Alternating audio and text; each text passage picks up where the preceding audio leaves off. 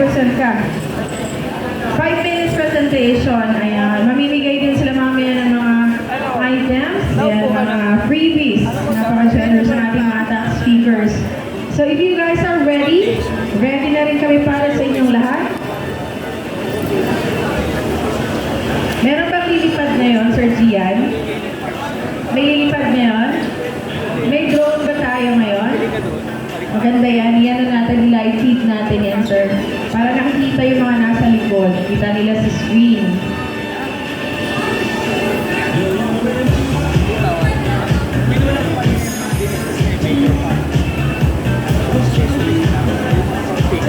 Okay, so may ongoing na tayo dito. Inaharap nyo na sa Facebook ang Condition 1.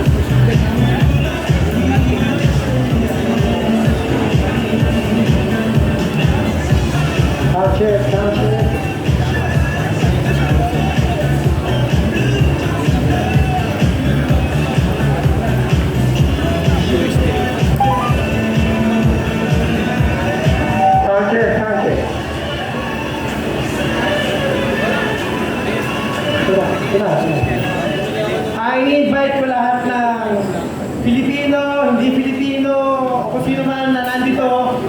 Pamimigay kami ng sobrang daming giveaways para sa mag-volunteer na sirain yung Made in the Philippines na SolarRev Power Station. Yun.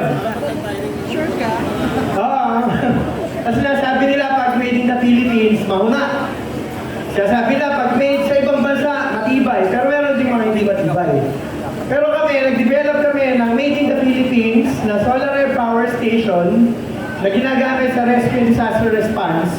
Pero, ang blueprint niya, invention blueprint, downloadable sa website namin. Pwede mo na i-scan sa QR code.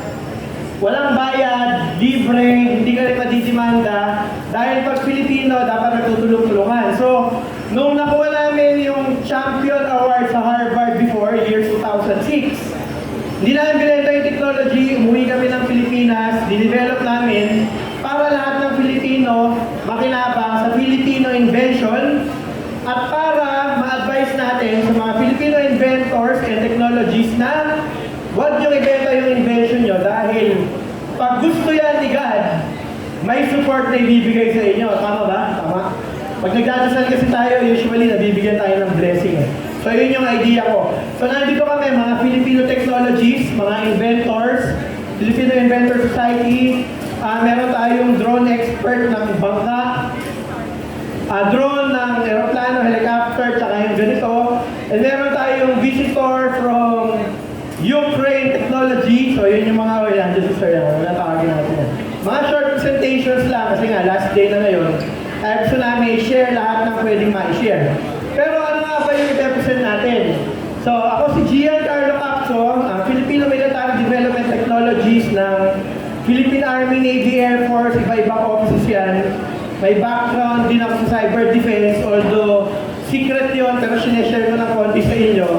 Kaya gusto ko na i-share sa inyo yung industrial development ng mga technology. Kasi tagal ko na nakakalimutan to, lagi itong nandito eh. Para malaman lang ng mga Pilipino, pag bibili kayo ng solar technology na mga solar street lights, huwag kayong bibili ng plastic kung iniisip nyo pang matagalan ng gamit doon. Bakit? Kasi pag plastic ginamit mo, naarawan niya, natubigan yan, magkakrak yan, nasisira. So ina-advise ko, kung gusto mong pang matagalan, ang bibilin mo yung industrial grade.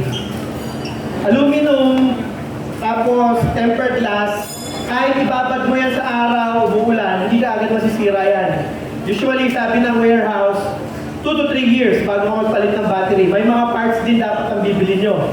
Pero yung dinala namin from the Mintak Asia Trading, tumatagal ng 5 years, expected namin 3 years lang, pero ngayon pang 8 years na hindi pa rin sira. Kasi aluminum, quality metal industrial, tempered glass yung ginagamit, and 50,000 hours yung ilaw. Replaceable lahat ng parts. Pero yan yung utang namin sa Mintak Asia Trading. So na-discuss ko na. Balik na tayo sa presentation. Kaya next slide. Next slide. So habang wala yung slide, meron ako i-share mamaya yung kung paano ba na-develop itong mga to. Kasi sinasabi nila, paggawa ng Pilipino kasi yan, mga madaling masira yan eh. Lalo na wala naman tayong pyesa dito, wala tayong technology, pinakauna. Wala tayong kahit ano, pero alam mo kung ano meron ng Pilipino, puso at isip na nagmamahal sa mahal natin sa buhay. So alam niya, makaka-relate kayo. Like, kuya, interested dun sa sinasabi ko dahil gusto mo, aalagaan mo yung mahal mo sa buhay, di ba? Kaya nag-iisip ka lang, ano yung pinaka-the best dito? Si ate kanina, iniisip niya, sobrang tibay kaya to. Kaya mamaya ate, mag-volunteer ka lang. Ang gagawin mo lang dito, ibabato mo lang siya. Pag nasira, pili ka lang mas maraming price. Pag hindi nasira, may price ka pa rin. So, simple-simple lang. Ito namang first military unmanned ground vehicle natin, training kit to. Papan maneuver lang natin sa volunteer kung paano yan iniikot-ikot. Sobrang dali lang. Kasi yung mga tao, takot sa technology. Inisip nila, ay, mahirap gamitin niya, mahirap gamitin. Anong mahirap dito? May nakakabit na ganito, iikot-ikot yan, babaril, o kung ano man, simple lang. Although naka-disable naman yung trigger mechanism yan. Plus, yung military technology, wala dito. Nasa military bases yan. So, doon tayo kuya sa unang slide muna. Video muna, para mas maganda. Yung pinakikita lang kanina yung mga QR code, pwede nyo i-download yung blueprints ng Alliger Solar Technologies. Yun naman yung facility namin na libre yung mga training pag pumunta kayo. So pag pumunta kayo doon, wala kayong idea sa military technology gears, tuturuan namin kayo, kasama niyo yung mga sundalo para matuto kung saan ba ito pwede gamitin for search and rescue. Pwedeng magamit siya sa tactical operation, West Philippines, pwede rin. So maraming usage na pwedeng magamit. Plus, meron kami mga technology na ma-download mo again. Yung mga kalalakihan, mahilig sa night vision. Tama? Night vision, hindi ka mahilig dyan. Yun yung kahit gabi nakikita mo sa dilim. Pero pag bumili ka nun, imported 150 to 200,000. Especially yung Gen 4. So ginawa namin sa Alliger Technologies under the Patero Solar and City Partnership. Gumawa na kami ng Gen 4 na pwede mong i-download yung blueprint sa website. Walang bayad, yung patent, walang patent para lahat nga pwede ulit kopyahin. Ano ba itong Gen 4 na to?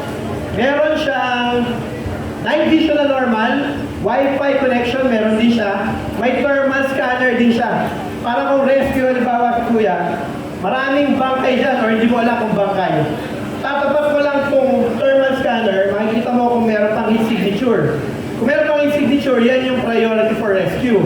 Pag bumili ka nito sa international, around, yun nga, sabi ko, 150 to 200,000. Pag dinownload mo yung blueprint ng invention sa website namin, www.alliger.net, walang bayad yon, kaya mong buuan ito ng worth 3,500 pesos.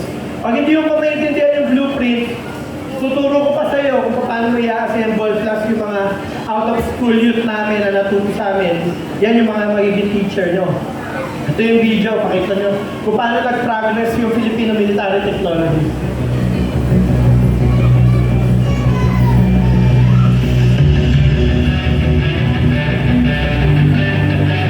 Kailangan natin maging powered by knowledge dahil itong technology na ito, knowledge yung ginagamit.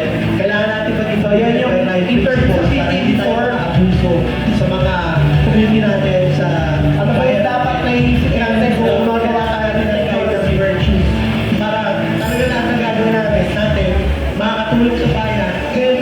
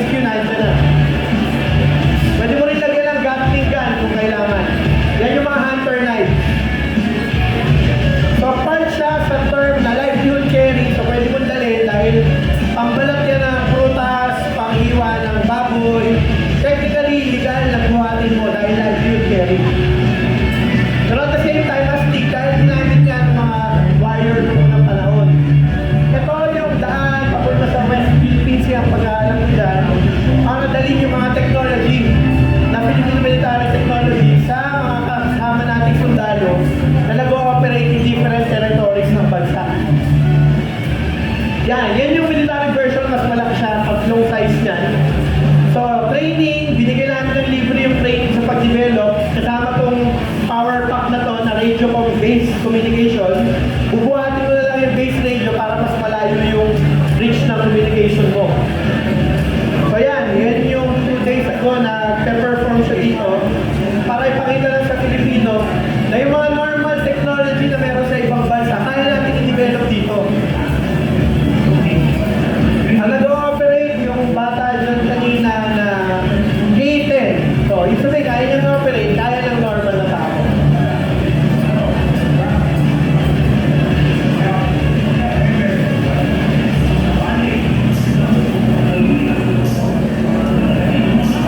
Yes po, proudly Filipino made. Walang patent ulit. Pwede mo i-download yung blueprint. Lahat pwedeng mag-develop yan. Pag hindi mo ma-develop, tuturuan ka namin kung paano mo yan gagawin. Important siya na maituro ka agad sa mga kabataan para ang focus nila more on science and technology. In case na magkaroon ng gera, yung mga marunong sa ganyan, mapupunta sa drone battalion. Hindi ka frontliner, drone battalion ka, gagawa ka nito. Parang yung nakuha namin sa research sa Ukraine nga, ginagamit yung sa drone battalion yung marunong sa science and technology. So, kung ayaw mo lumaban, gagawa ka nito, makakasave ka pa ng buhay. So, sa slide tayo sir, yung puro mo pa ng context. Yung nakikita yung galing sa Ukraine, para matawag ko na yung friend natin from the Ukraine. Pero again, ang ginagawa lang namin sa Ukraine, nagre-research kami with them. Then meron silang technology na pag nilagay mo sa kotse, yung kotse mo kahit mawala ng oil, aandar pa rin siya. So anong kotse yung maandar ng walang oil? Yun yung kotse na nilagyan ng oil ng Ukraine. Kung hindi makita, sir, i-share mo na dito kaagad para at least malaman nila kung ano ba yung technology mo. As again, ini-invite ko lahat na mag-volunteer mamaya para sirain natin ito. Kasi ilang araw na itong tinatapon, hindi pa rin nasasira. Kung nakikita niyo yung mga stain na yan galing sa kanya lahat yan. Ilang beses na yan tinapon. So, walang nakasira. Tsaka, sabi ko nga, pag nasira, pwede naman i-repair. Pag made in the Philippines kasi, yung mga pyesa, nandito lang sa atin. Yan, sige sir, share mo na kung ano yung meron ba sa Ukraine hard oil. Good afternoon everyone. Kuya, ate, and sir, ma'am, kailangan kong volunteer. So, may bibigay akong ito. Anong mga fluid ang kailangan sa kotse natin? Ayun. Okay, nice answer. Sino pa? Diesel. Ano? Diesel. Yan. Ano naman yan? Fuel. Diesel. Sino pa? Window washer. Ayun. Good. Thank you. That's for warm up lang ato para lighten up kayo. Later, meron pa tayong prices sa ibibigay ni carburetor. So, I will slightly explain kung bakit kahit walang oil, yung engine oil or transmission oil or yung vital fluids na kailangan para tumakbo yung sasakyan at hindi ito. It's because the technology, XADO is ceramic metal coating para sa makina natin. So yun, pag hinalo natin sa oil natin yun, yung makina mo, pag nalagyan yun, bali kahit maubusan ka ng oil, tatakbo pa rin yung makina at hindi masisira. So, na-discover nila yung tawag nito, yung element or yung chemical na to underground sa Ukraine. So, ngayon, daming minerals ang Ukraine, pinag-aawayan nila. So, yun, isa yun yung product na binibenta natin, yung ceramic metal.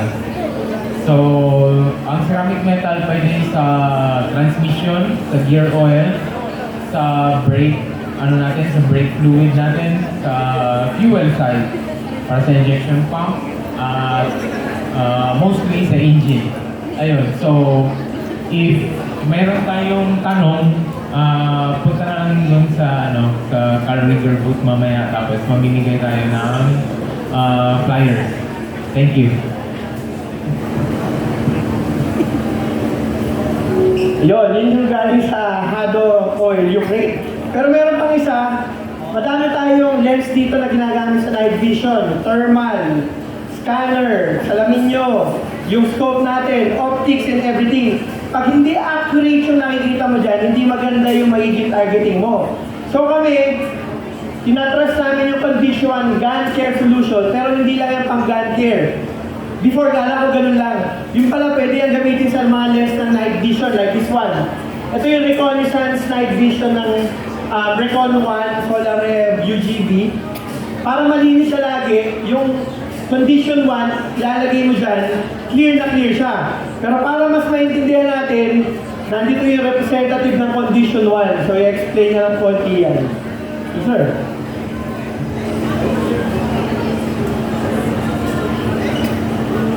So again, good evening. Welcome to the TAC Expo 2024.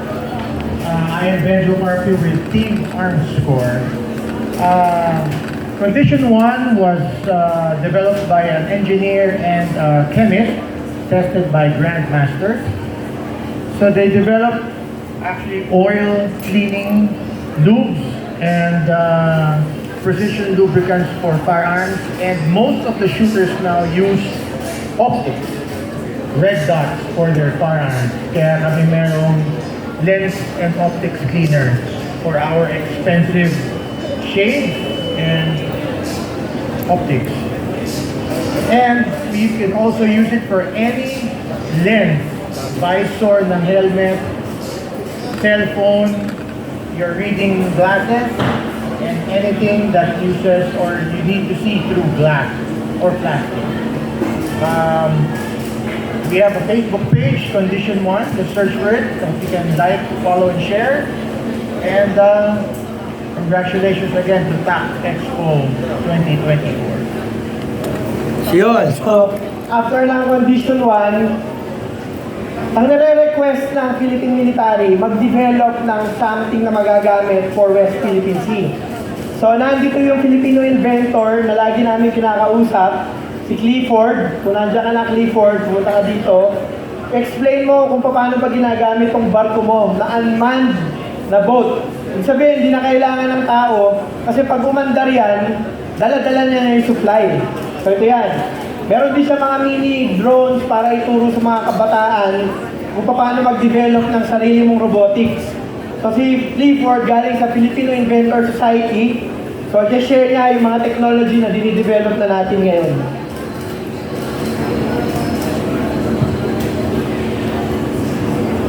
Alright, here, thank you guys.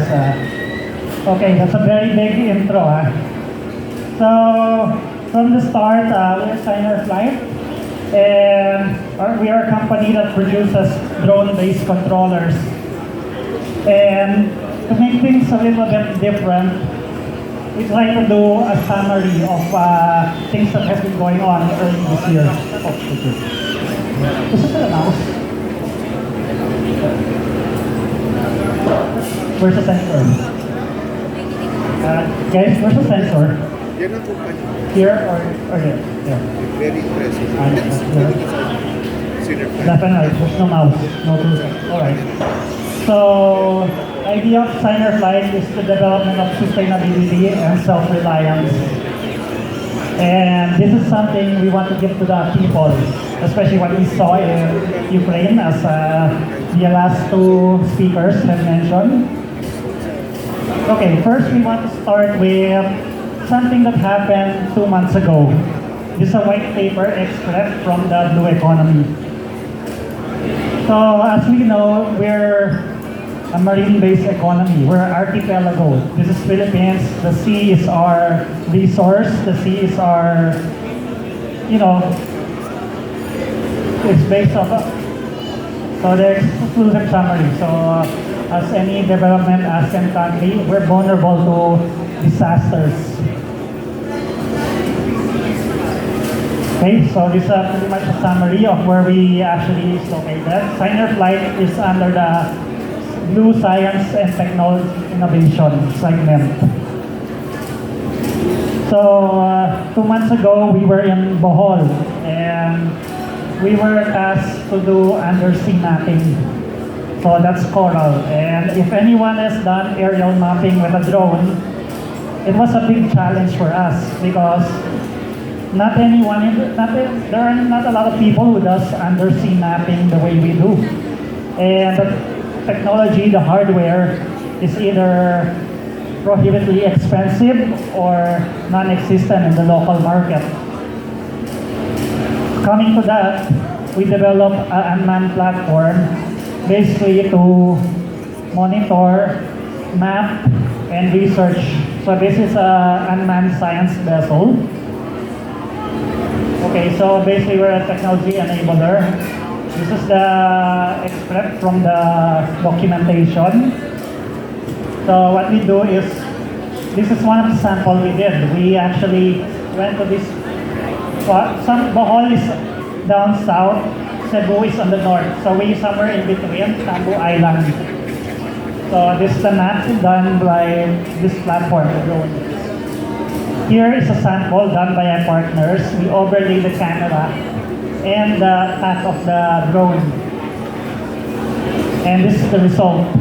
So basically, it's impossible to do this on an aerial drone simply because you need underwater details. So what we ended up with is underwater photography, stereo mapping. You can see later, we'll just show you the 3D and the other function. So this is some of the other missions we did. Because the boat is autonomous, it's pretty much consistent. Here. Those are the mission plan. Okay, so this is a 3D rendering of the capture. This is one of the samples. We'll show you later. Because from the air, this is pretty much how it looks like. It's blurred, it's reflective, it's pretty hard to see. However, it's a good shot of our drone in operation.